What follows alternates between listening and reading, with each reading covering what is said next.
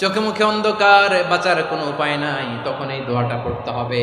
এই দোয়া পড়ে আল্লাহর কাছে ফরিয়াদ করলে বিপদ মুক্ত করবেন কে?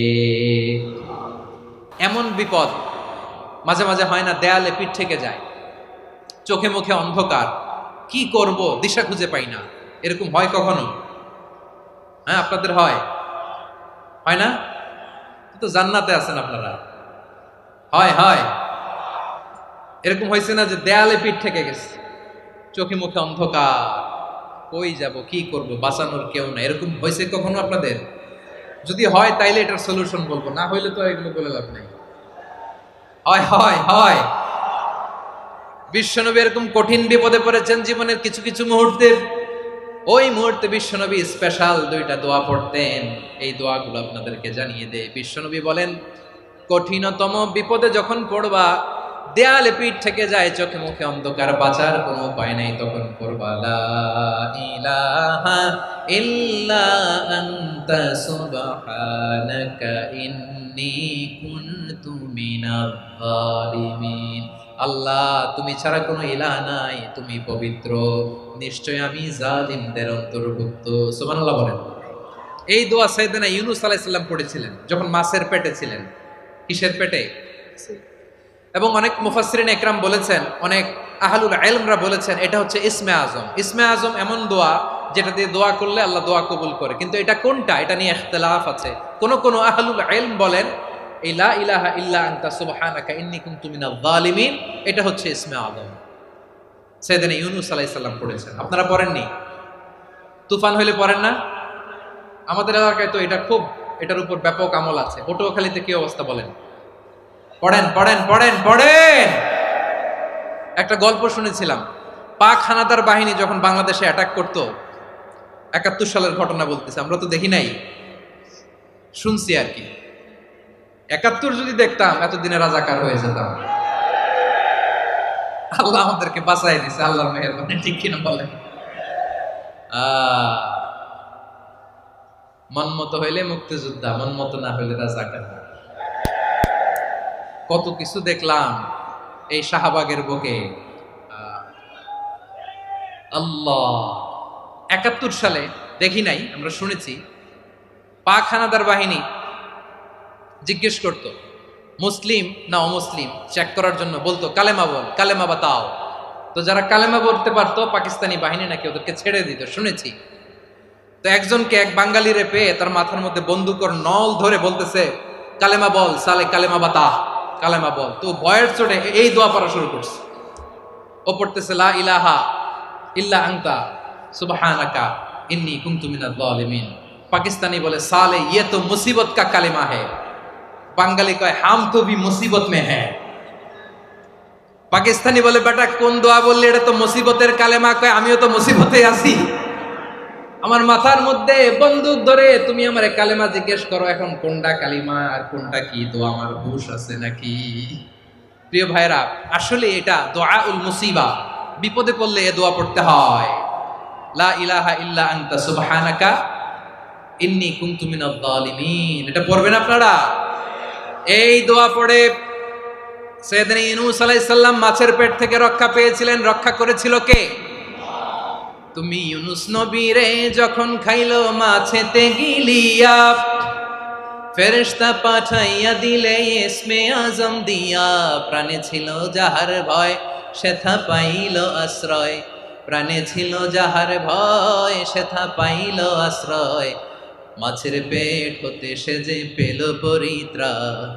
আল্লাহু আল্লাহু তুমি জাল্লে জালালুহু, শেষ করা তো যায় না গে তোমার গুণগান।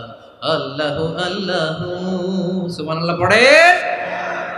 লা ইলাহা ইল্লা আনতা সুবহানাকা ইন্নী কুনতু মিনাজ জালিমিন। বিশ্বনবী বললেন, দেয়ালে পিঠ থেকে গেলে, চোখে মুখে অন্ধকার, বাঁচার কোনো উপায় নাই, তখন এই দোয়াটা পড়তে হবে।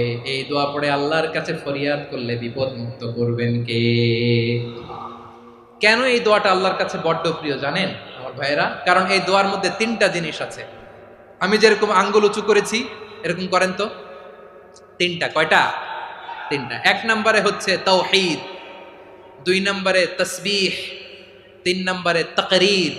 আই রিপিট, আবারও বলছি, 1 নম্বরে তাওহীদ, 2 নম্বরে তাসবিহ, 3 নম্বরে তাকরীর।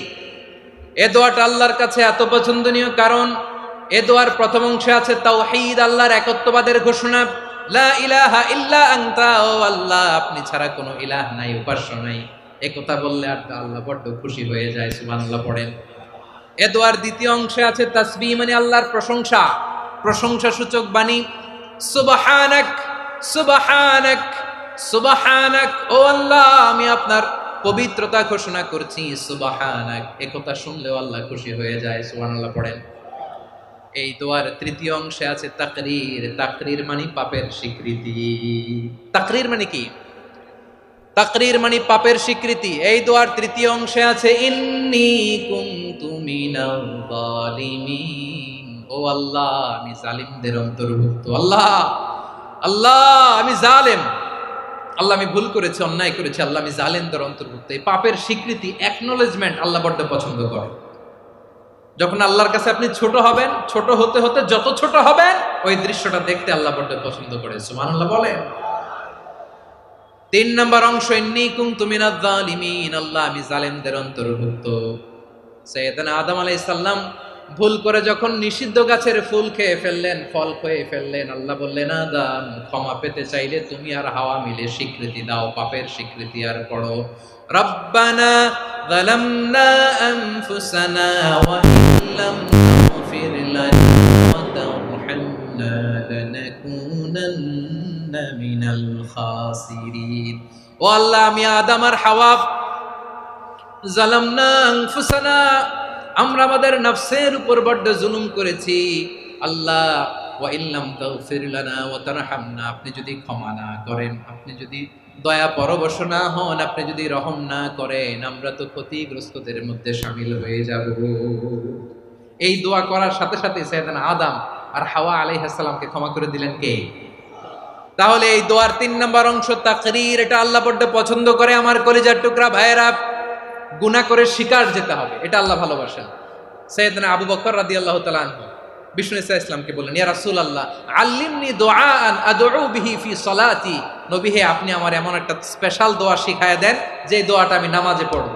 নবী বললেন তাহলে তুমি পড়ো আল্লাহুম্মা ইন্নী যালামতু নাফসি যুলমান কাসীরান ওয়া লা ইয়াগফিরুয যুনুবা ইল্লা আনতা ফাগফিরলি মাগফিরাতাম মিন ইনদিকা ওয়ারহামনি ইন্নাকা আনতাল গফুরুর রহিম। সুবহানাল্লাহ। সালাম ফেরানোর আগে পড়েন, কথা কয় না, পড়েন পড়েন।